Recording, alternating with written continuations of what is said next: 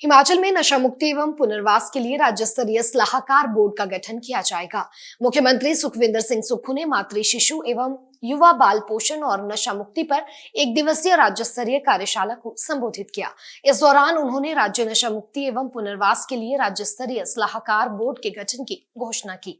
CM Sukhvinder Singh Sukhu अच्छी शिक्षा हर बच्चे का मौलिक अधिकार है और बच्चे इस अधिकार से वंचित नहीं रहने चाहिए। हिमाचल में गुणवत्तापूर्ण शिक्षा सुनिश्चित करने के लिए सभी सरकारी स्कूलों में पहली कक्षा से अंग्रेजी मीडियम को शुरू किया गया। प्राइवेट और सरकारी स्कूलों के बीच का अंतर अब खत्म हो रहा है। मेरा बेटा राजकीय केंद्रीय आदर्श विद्यालय नारला में पढ़ता है। मैं सरकार का बहुत धन्यवाद करना चाहती हूँ कि जो सरकार प्राइवेट स्कूलों की तरह सरकारी स्कूल में जो फैसिलिटी दे रही है वो बहुत ही सराहनीय है।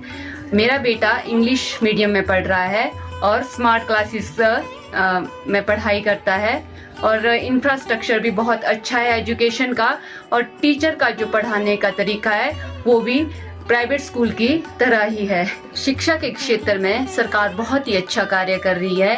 इसके लिए मैं सरकार का बहुत बहुत धन्यवाद करती हूँ और माननीय हमारे मुख्यमंत्री श्री सुक्खू जी का भी बहुत बहुत धन्यवाद करती हूँ। हम अपने बच्चों को प्राइवेट स्कूल में नहीं भेजेंगे। पहले तो हमारे जैसी माताएं पहले प्राइवेट स्कूलों में भेजती थी, पढ़ाती थी, ऐसे पैसा खर्च करती थी।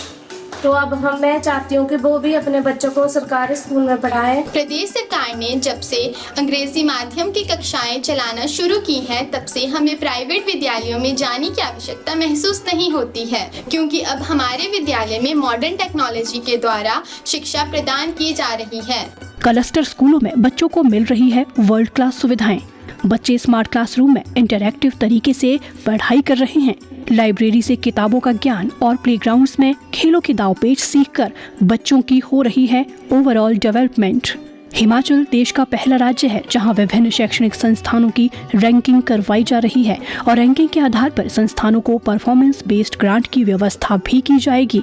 सभी महाविद्यालयों के प्रधानाचार्यों की वित्तीय और प्रशासनिक शक्तियां बढ़ाई जाएगी ताकि जरूरतमंद विद्यार्थियों को आवश्यक वित्तीय सहायता प्रदान की जा सके। विद्यार्थियों की पढ़ाई बाधित न हो, इसके लिए आवरली बेसिस पीरियड कॉन्सेप्ट की दिशा में कार्य किया जा रहा है। मुख्यमंत्री ठाकुर सुखविंदर सिंह सुक्खू के प्रयासों से बच्चों को विभिन्नता में एकता की भावना लिए बहुरंगी भारत के निर्माण के लिए किया जा रहा तैयार। सुक्खू की अध्यक्षता में गठित इस सलाहकार बोर्ड का उद्देश्य मादक पदार्थों के दुरुपयोग से संबंधित विभिन्न विभागों की गतिविधियों को सुव्यवस्थित करना है, ताकि इस बुराई के प्रति एकीकृत दृष्टिकोण सुनिश्चित किया जा सके।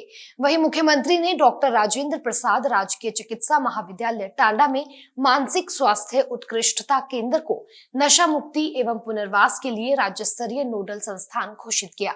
सीएम ने कहा कि राज्य के सभी चिकित्सा महाविद्यालयों एवं जिला अस्पतालों में ओपियोइड प्रतिस्थापन थेरेपी केंद्र भी स्थापित किए जाएंगे। शिक्षा एवं स्वास्थ्य विभाग के सहयोग से राज्य में स्कूल स्वास्थ्य मिशन का क्रियान्वयन किया जाएगा। सीएम सुक्खू ने कहा कि प्रदेश सरकार किशोरियों, गर्भवती और स्तनपान कराने वाली माताओं और 6 वर्ष तक की आयु के बच्चों की पोषण संबंधी समस्याओं के समाधान के साथ साथ मादक पदार्थों के दुरुपयोग की रोकथाम, नशा मुक्ति और पुनर्वास के लिए कार्य योजना तैयार करेगी।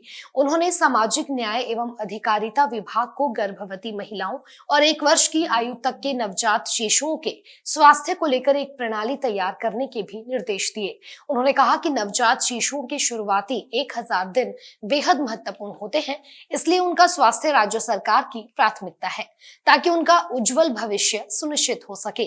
उन्होंने कहा कि सरकार पात्र गर्भवती महिलाओं, स्तनपान कराने वाली माताओं को प्रदान की जाने वाली खाद्य वस्तुओं की गुणवत्ता के लिए पूरक पोषण की खरीद को निचले स्तर पर शक्तियां प्रदान करने पर भी विचार कर रही है।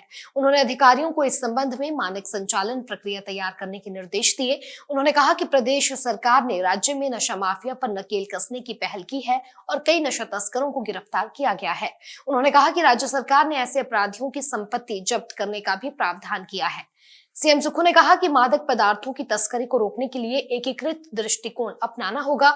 यह बेहद चिंता का विषय है कि छोटे बच्चे नशे के आदी हो रहे हैं। प्रदेश सरकार की ओर से सिरमौर जिले के कोटला बड़ोग में 150 बीघा भूमि पर अत्याधुनिक नशा मुक्ति एवं पुनर्वास केंद्र स्थापित किया जा रहा है।